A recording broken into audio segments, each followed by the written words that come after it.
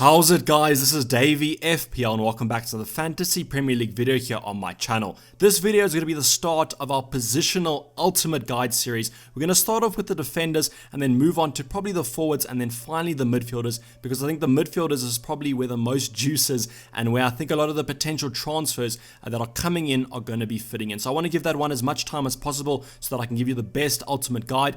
So in this video we're going to be talking about the defenders, the premium options, the mid-range options, and we're going to be lightly touching on the budget options. I did do a complete video on the best 4.5 defender rotation. I'll put that down in the link below if you want to go check that out, as that gives a more in-depth analysis into those budget options, whereas this video will be mainly focusing on the premium and the mid-ranges. So without further ado, let's get into the video. So a new season calls for a new sponsor, but here on the Dayvy FPL channel, we like our old. So I've brought back the old sponsor, OneFootball, but with a completely new revamped app. Yes, OneFootball has gone over a complete marketing revamp, new logo, new everything. I've checked it out, looks really good. They kind of took the old app but just made it better. So I'm really appreciative of that. If you want to go check them out, link down in the description below to go download the app. If you don't know who they are, they're the biggest app on iOS and Android, so go check them out. I personally use them, so I can recommend them from a personal level. But let's get into the video. So the current template for our FPL drafts, I'm pretty sure your team will look similar to this. If you don't, you're probably outside the template a little bit, but this is from my first draft video. A lot of people have the likes of Alexander-Arnold, Ferguson. If he does play, he's probably going to be one of the most popular defenders in FPL at 4 million, but then complementing Ferguson and Alexander-Arnold are 3 4.5s. So in this video we'll be talking, as I said, more about the premium options and maybe why we should go away from this current template into a more big at the back type system and splash a bit of our cash in that defense over the midfield or the forwards. I will also be talking about some mid-range options as well as lightly touching on the budget options, as I said in the introduction. But I just wanted to highlight that this is kind of the current template I'm thinking of when I look at FPL drafts, and I'm kind of adapting this video towards this because I think this is how everyone's kind of mindset is currently. So I talked about big at the back and why you should be doing it. So I just wanted to highlight something here. A lot of people have been kind of debating, as we do before every single FPL season. A lot of people kind of say, why spend money on the likes of Salah and Mane when you can have Alexander-Robertson and Van Dijk at the back who are going to guarantee you points? So my decision on this kind of comes down to 2 points. The first point probably is going to be quite an obvious one. It's going to be the captaincy. So a lot of us don't really captain a defender, and if you captain the likes of Salah, say for every single game week last season, you probably would have had 466 points, which is really good. One of the best scoring players in FPL this season. I think he came second to De Bruyne. Correct me if I'm wrong, but Salah is always a good captaincy option, and that's why I don't think we can kind of say I would rather have the likes of Alexander-Arnold and Robertson, because combined they cost 2.5 more than Salah, but they're still getting about a similar points return if you were to bring in another budget midfielder. So what I say to this is, obviously you're not going to be captaining that player every time, so it's not a good indication. So what I say, if you don't have the likes of Salah and you're perfectly happy with not having him,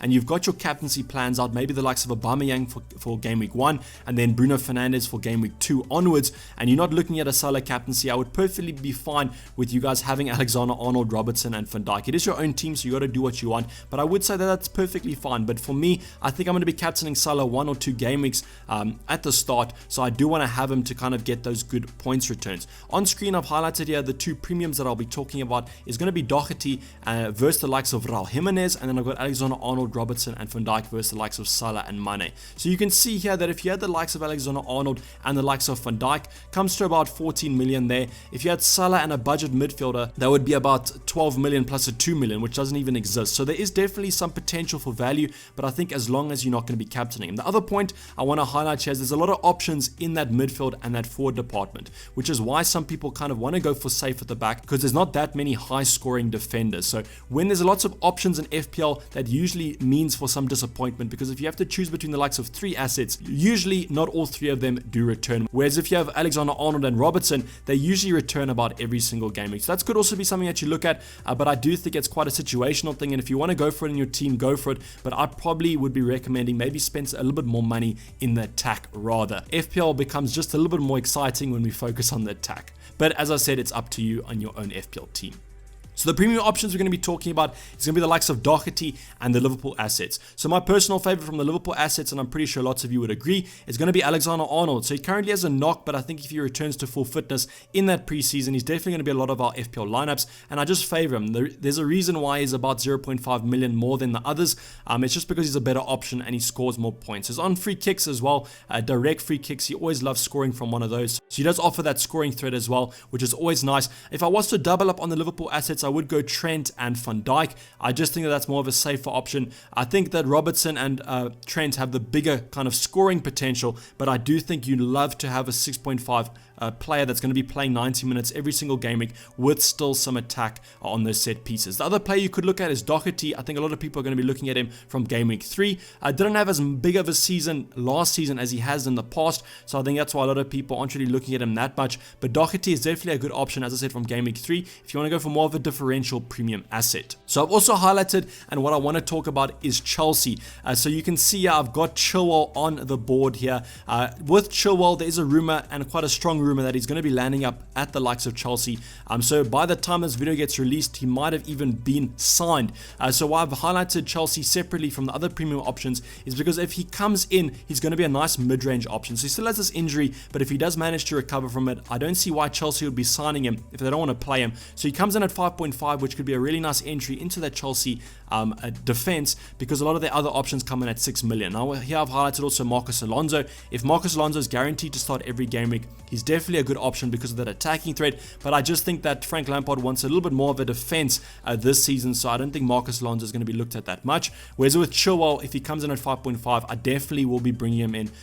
Maybe not at the start, but definitely somewhere in the season because he's just so cheap for a Chelsea, a team that is looking so good. So mid-range options, the two teams I've highlighted here are going to be Arsenal and the likes of Sheffield United. So Sheffield United, don't think they're going to have that good of a season like they did last season, but I think they're still a good defensive team. I almost think with them, it could be a nice set and forget. Just play their defender every single game week. Should be getting some clean sheets against some of the bigger boys. So I do think they're good options. And the other option I've highlighted here is Tierney from the likes of Arsenal. Finished the season really well. Looks to get forward loads. And the nice thing about Arsenal is they're making a lot of defensive signings, which I think is only going to improve their defense, hopefully. And that could equal some more FPL points because of those clean sheet points. So you're not only having to rely on that attacking threat, but you can also hopefully get some clean sheets from a defensive point of view. And with those nice fixtures to start off with, I do think an Arsenal option could be a good option to go with. The other mid-range option I want to be talking about separately is going to be the likes of Spurs. So I wanted to address Spurs separately because a lot of people are asking me in my first draft why I don't have an attacking option from Spurs. I just don't really think their fixtures are that good. Southampton and Newcastle could be a little bit of a hit or miss there, and Spurs are a very hit or miss team. But from a defensive point of view, as this is a defensive ultimate guide, with the likes of Vertonghen departing the club, I think that defensively that's going to hinder them. And with the likes of Serge Aurier, obviously there has been some transfer rumors as well with him, but I do think he's probably one of the better options out of that Spurs assets to go by. You could also go for, a lot of people are going for Eric Dyer, comes in at 5 million. With those starting fixtures, I think from a defensive point of view, they look quite good. So Spurs option could be quite good, but as I said, with Vertonghen out, if they're not going to be making some defensive signings, I don't think I'll be looking at their options too much in that mid-range department. I spoke about the budget options in another video, as I said in the intro, so I'll link that down below. But these are my personal favorite 4.5 budget options. Obviously, there is Ferguson from Crystal Palace, who should be starting apparently. So he comes in at 4, so he's definitely going to be a player that you want to look out for in that preseason, as he will be in a lot of our squads just because he offers us a really nice budget option. But I've kind of highlighted options here. You don't have to necessarily go for them.